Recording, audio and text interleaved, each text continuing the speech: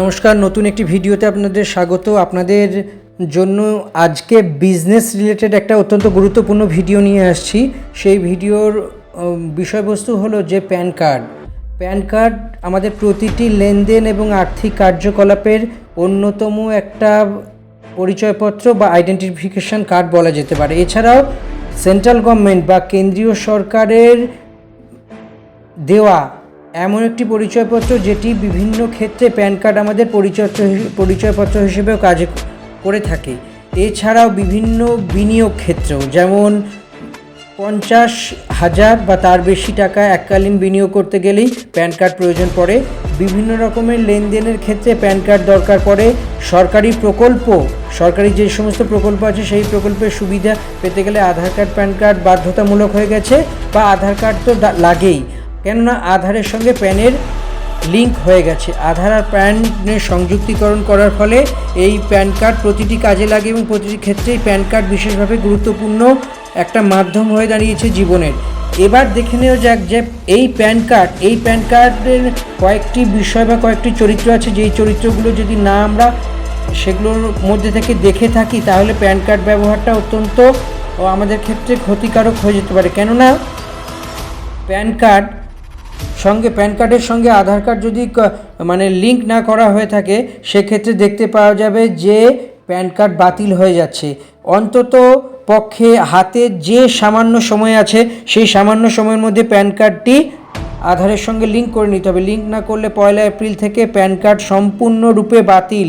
আগে অনেকবার কেন্দ্রীয় সরকার, কেন্দ্রীয় আয়কর দপ্তরের পক্ষ থেকে নোটিশ দেওয়া হয়েছিল যে প্যানের সঙ্গে আধার লিঙ্ক না থাকলে প্যান কার্ড বাতিল হবে, কিন্তু সেই সময়সীমা বাড়িয়ে আজকে এমন একটা জায়গায় এসেছে আর বাড়াবার জায়গা নেই। 31শে মার্চ অর্থাৎ 31 মার্চ হলো প্যান কার্ড আধারের সঙ্গে সংযুক্তিকরণের শেষ সময় বা শেষ দিন। 1 এপ্রিল থেকে যদি না করা হয় অনেক ক্ষেত্রেই দেখা যাবে যে প্যান কার্ড বাতিল হয়ে গেছে, প্যান কার্ড সম্পূর্ণরূপে বাতিল হয়ে যাবে, এমনই আয়কর দপ্তর সূত্রে জানতে পারা গিয়েছে। তবে সবথেকে বড় বিষয় হলো যে প্যান কার্ড কী হতে চলেছে। 1 এপ্রিল অর্থাৎ ফাইন্যান্সিয়াল ইয়ার শুরু, নতুন অর্থনৈতিক বছর অর্থাৎ 2026-2027 অর্থনৈতিক বছরে বেশ কিছু আর্থিক পদ্ধতিগত পরিবর্তন হবে, আর্থিক সংক্রান্ত বেশ কিছু অর্থ সংক্রান্ত বিষয়ে পরিবর্তন হবে। কেননা এই প্যান কার্ডের মাধ্যমে বিভিন্ন যে লেনদেন, সেই লেনদেনগুলো অতি সহজে করা যায় না। তো প্যান কার্ডে আগামী 1 এপ্রিল থেকে প্রায় 8টি পরিবর্তন আসতে চলেছে। সেই 8টি পরিবর্তন অত্যন্ত গুরুত্বপূর্ণ। এখন থেকেই জেনে নিন এবং সময় মতো যদি প্যান কার্ড রিলেটেড এই কাজগুলো না করা হয় তাহলে সম্পূর্ণরূপে বিপদে পড়তে পারেন। তাই বলা যেতে পারে যে প্যান কার্ডের সঙ্গে আধার কার্ড লিঙ্ক করা বাধ্যতামূলক। যদি প্যানের সঙ্গে আধার লিঙ্ক না করা হয় সেক্ষেত্রে বড়সড় আর্থিক সমস্যায় পড়তে পারেন।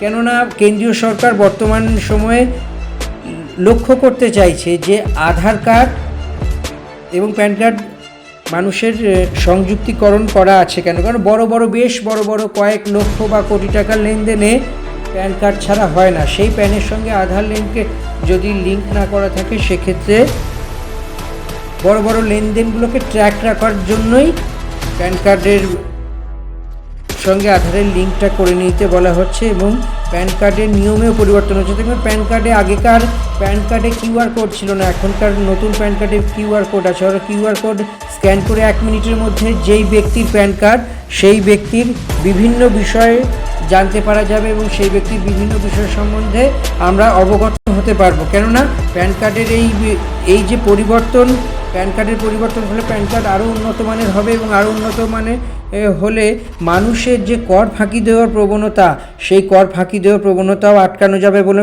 মনে করা হচ্ছে। একই সঙ্গে কর অর্থাৎ দেশের পরিকাঠামোগত উন্নয়নের জন্য জনগণের করের টাকাতেই বিভিন্নভাবে সরকার বিভিন্ন কাজে, আয় হলো জনগণের করের টাকা আর ব্যয় হলো সামাজিক বা সমস্ত মানুষের দেশবাসীর মঙ্গলমূলক কাজে ব্যবহার করা। এই আয় এবং ব্যয়ের মধ্যে একটা সামঞ্জস্য রাখার জন্যই প্যান ও আধারে লিঙ্ক করার জন্য বারে কেন্দ্রীয় সরকার বিবৃতি দিচ্ছে, কেন্দ্রীয় অর্থ দপ্তর বিবৃতি দিচ্ছে, কেন্দ্রীয় আয়কর দপ্তর বিবৃতি দিচ্ছে। সমস্ত কিছু মিলে বলা যেতে পারে প্যান কার্ডের যে 8টি পরিবর্তন আসছে, সেই 8টি পরিবর্তনের মধ্যে এক নজরে দেখে নেওয়া যায় কী কী পরিবর্তন। 1 এপ্রিল থেকে আবশ্যিক হয়ে যাচ্ছে প্যান আধার লিঙ্ক। নাম্বার 2 অর্থাৎ দ্বিতীয় হলো যে বড় বড় যে লেনদেন হচ্ছে, সেই বড় বড় লেনদেনগুলোকে তার তার প্যান কার্ডের মাধ্যমে করালে পুরোপুরিটা ট্র্যাক করা যাবে যে মানুষ কোথায় কি বিনিয়োগ করছে এবং প্রয়োজনীয় কর দিচ্ছে না কিনা। নাম্বার 3 হলো প্যান কার্ড ছাড়া বর্তমানে 49,000 বা তার বেশি টাকা কোনোভাবেই বিনিয়োগ করতে পারে না, তাই প্যান কার্ড বাধ্যতামূলক করা হচ্ছে সেই ক্ষেত্রেও। এরপরে যা দেখতে পাওয়া যাচ্ছে তা হলো প্যান কার্ডের যে বৈধতা, সেই বৈধতা এবং প্যান কার্ড একটা মানুষের কাছে প্যান কার্ড কটি আছে। অনেকের কাছে দেখা যায় একটি মানুষের প্যান কার্ড 2 রকমের আছে। সেই যাতে এই ধরনের জালিয়াতি রোধ করা যায়, সেই জালিয়াতি রোধ করার জন্য প্যানটাকে আরও সুগঠিত এবং সংগঠিত করা হচ্ছে।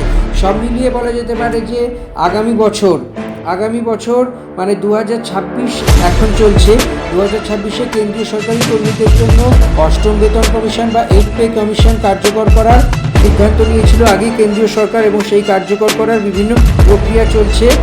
8ম বেতন কমিশনের কাছে এই কর্মীদের বেতন পরিকাঠামো কী হবে এবং বেতন পরিকাঠামোর মধ্যে দিয়ে কার কোন স্তরে কোন লেভেলে কতটা বেতন বাড়বে, সেই বেতন বাড়ার পুরো বিষয়টি 8ম বেতন কমিশনের কাছে পরামর্শ চেয়েছে কেন্দ্রীয় অর্থ দপ্তর। মোটামুটিভাবে বলা যেতে পারে যে এই কেন্দ্রীয় দপ্তরের রিপোর্টটি জমা দিতে প্রায় 16 মাস থেকে 17 মাস লাগবে, মানে প্রায় 1.5 বছর।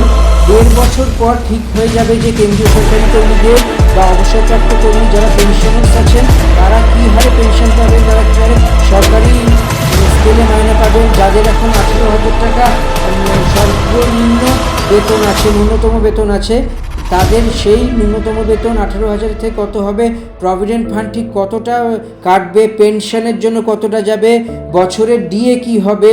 7ম বেতন কমিশনের শেষ বেতন কার্যকাল ছিল গত ডিসেম্বর, অর্থাৎ 2025-এর ডিসেম্বর। ডিএ ডিআর সমস্ত কিছু, এইচআরের সমস্ত কিছু সেই বেতন কমিশনের অন্তর্গত মানুষ পেয়েছেন, কিন্তু জানুয়ারি থেকে নতুন বেতন কমিশনের কাজ শুরু হয়েছে। সেই কাজটা শেষ হতে আগামী 16 থেকে 17 মাস, অর্থাৎ 1.5 বছর লাগবে। 1.5 বছর পরেই যা ধার্য করা হবে কেন্দ্রীয় সরকারি কর্মীদের বেতন, অবসরপ্রাপ্ত কর্মীদের পেনশন এবং বিভিন্ন ভাতা, সেই ভাতাগুলো আরও কতটা কীভাবে কার্যকর করা হবে সেগুলো নিশ্চয়ই তখন দেখে নেওয়া হবে, নিশ্চিতভাবে দেখে নেওয়া হবে এবং অত্যন্ত গুরুত্বপূর্ণ সুচারুভাবে এই কাজগুলো করা হবে। সব মিলিয়ে বলা যেতে পারে প্যান কার্ড রিলেটেড যে প্রবলেমগুলো আসতে চলেছে সেই প্রবলেমগুলো থেকে নিষ্কৃতি পেতে গেলে বা এড়িয়ে যেতে গেলে সবার আগে প্রয়োজন হলো কাজ করতে হবে, অর্থাৎ ব্যাংকের অ্যাকাউন্টের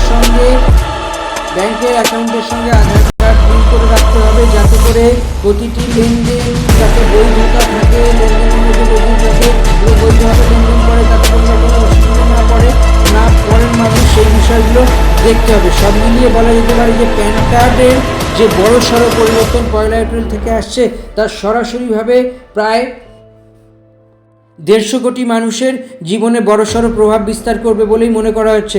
সব মিলিয়ে বলা যেতে পারে যে প্যান কার্ড রিলেটেড যে বড়সড় পরিবর্তন আসছে, সেই বড়সড় পরিবর্তন হওয়ার আগে, প্যান কার্ড বাতিল হওয়ার আগে যেই কাজগুলো আছে সেইগুলো অবশ্যই করে নিন, কেননা আগামী দিনে প্যান কার্ডের মাধ্যমে যে বিভিন্ন আর্থিক লেনদেন বা আর্থিক ক্রিয়াকর্ম করা হয়ে থাকে, সেই ক্রিয়াকর্মগুলো আর করা সম্ভব হবে না।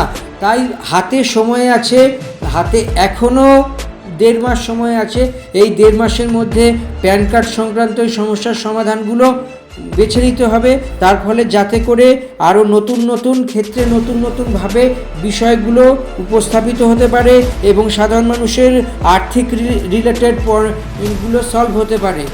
আমাদের এই ভিডিও যদি আপনাদের ভালো লেগে থাকে তাহলে অবশ্যই ভিডিওটি কমেন্ট করুন, শেয়ার করুন এবং লাইক করে দিন।